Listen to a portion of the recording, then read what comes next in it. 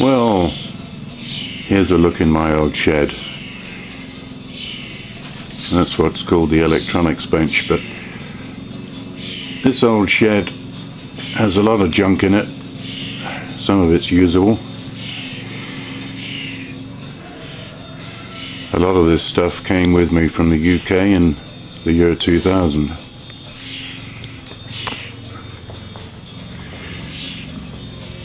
And we're doing a bit of tidying up at the moment,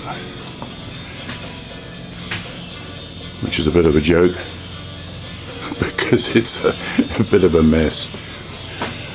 Several years ago I had some spillage due to freezing of some ferric chloride,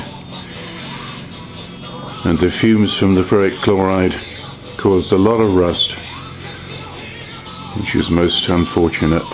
And I'm actually trying to clear up some of that by polishing some material. I didn't bring much machinery with me. Here's an old drill press, which is actually an import. It's not the best of drill presses, but it's adequate. The workbench is covered in mess. There's an old fly press. Look at the rust on that. Terrible. Now I've got to take that apart and clean it right up. And I'm starting off just here introducing what I've got left. Here is my lathe, the one large machine, or large-ish machine I brought with me when I moved over. 5.5 inch, British made Little John, made by Raglan Engineering in Nottingham, UK. That's done a lot of work. We're going to go into more detail on that. And amongst the other junk there's a good old anvil with a chunk missing. Behind that there's the gas bottles, and there's a real old grinder.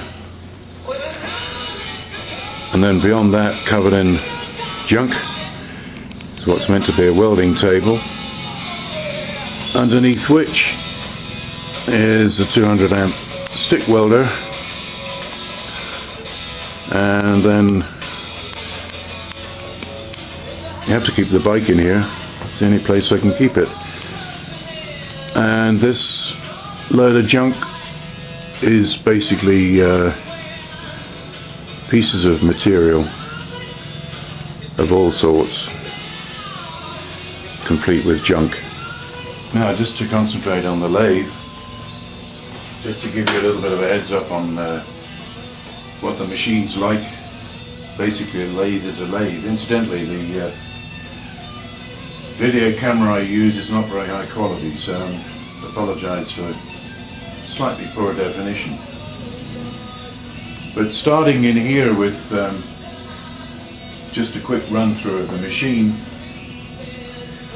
there are one or two odd parts which I'm going to deal with in more detail at another time, because my intention is to produce a set of videos of gizmos and gadgets that I've made for specific purposes, which may be of interest to some. We've got a homemade fitting on the back here, the explanation for which will become clear at a later time. It's actually for indexing a dividing wheel, which I used for marking scales. Fairly typical setup on the headstock here. There's provision for a back gear. One interesting thing is this machine's working still on British voltage, so I'm using an auto transformer to produce the basically 220 volt, but it's running at 60 Hertz, so my revolutions are a little bit higher. But this machine has constant drive with V pulleys. So if I start it up, move this lever here,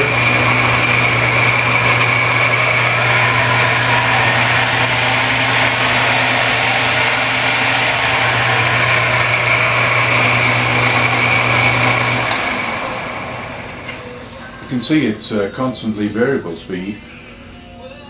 I used to check speed with a strobe unit, but I also had, which I haven't reinstated, On the back here there's a little generator with a pulley, and the drive band is missing, but that generates a voltage to a meter here which is calibrated in RPMs. Pretty basic, but that used to give me a fair idea. Nowadays, and for a long time, it's been a case of, well, that speed's about right, which is like a sort of gut feeling. Plenty of choices here for speeds, threading.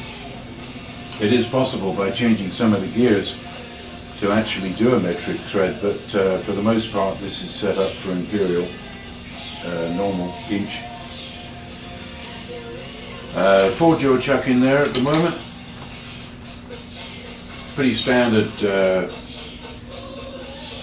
cross slide and compound 4-way tool post, which works pretty well, but unfortunately it doesn't have a fast indexing ability like some. The videos I've watched from Keith Fenner's channel have made me very jealous, because he has a tool post on his large lathe where there's a dovetail to drop in a whole block with a tool already in it, and there's no need to spend time setting up compared to what I have to do on this. Tool bits here have to be shimmed, and there's a little centering trick I use which I need to deal with another time. There's an oil feed here which is very basic. You probably won't see all of it, but there's a gravity fed can and a valve here. I can actually drip my sulfur based oil onto the work if I need to, apart from just using a brush. Normal lead screw and dial and engagement for feed. Tailstock, pretty much average. We come this side, which I think is still just about in frame. It's just got a normal locking, and that locks the spindle. At this end is a modification I made. You won't be able to see it, but there's a collar on here which is graduated in hundredths, and that gives me a fair degree of scope with position and distance. Talk more about that another time, as regarding what I used down here. And this little fella, that's a 6-way indexing head, sometimes very useful. And there, that's probably getting close to all you need to know. But there's a little block down here, ever so basic. That little block clamps onto the bed rail, and this projection here will, when it contacts, it gives a limiting distance, sometimes very useful. The cabinet, that is storage area. Numerous things in there that I'm going to try and deal with to show. This center section, which normally was just empty many years ago, we're going back about over 20 years, I made these drawer units, and we'll look at those a bit more closely again later on in this video or another. So there you are, that's just a quick outline, very quick, and we'll move on to a little bit more detail. Now just a very quick look here as to what we've got in the drawers,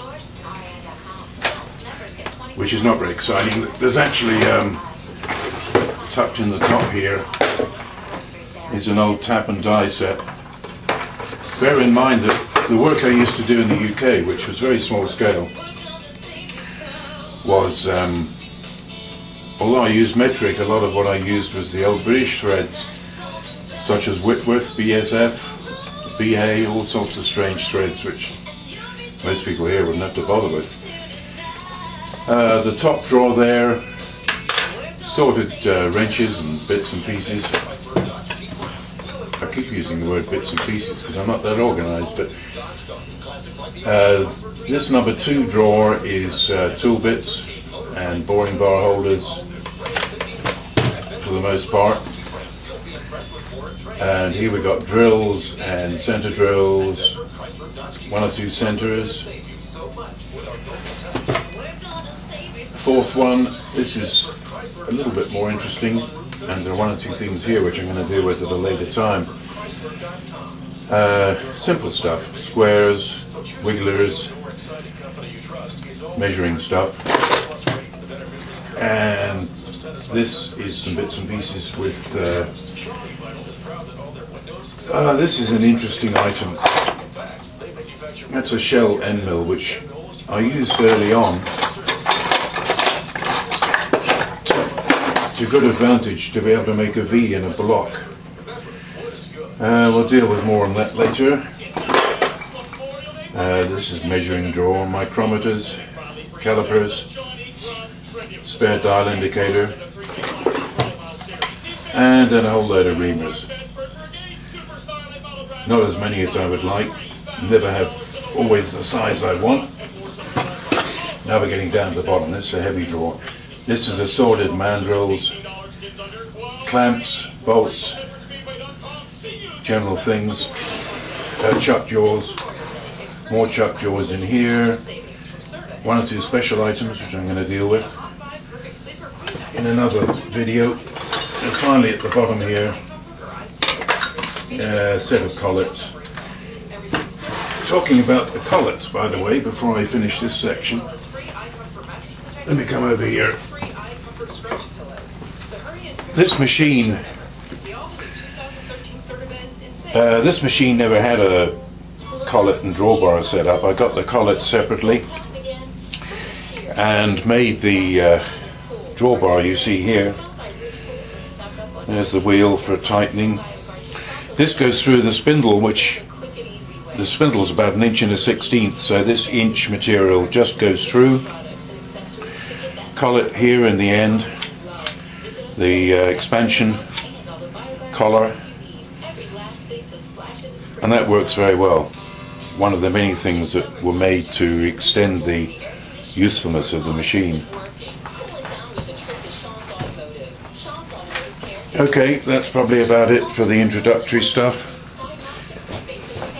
I'm just checking here. This won't actually show much. There. Now that's a couple of bins of stock, which as you can see are covered in rust. It made me very angry when I got all that stuff messed up because I had a ferric chloride spillage. Did I mention that? I can't remember. Jar of ferric chloride froze in the winter and then it burst, and the fumes from that, which basically are like hydrochloric acid, made a lot of stuff rust. Let's see if we can pan across. Whoops. Well, in amongst that junk there's more pieces of short stock, and under this hellhole here there is oh, this tripod is useless. There are more bits of bar and such like in there.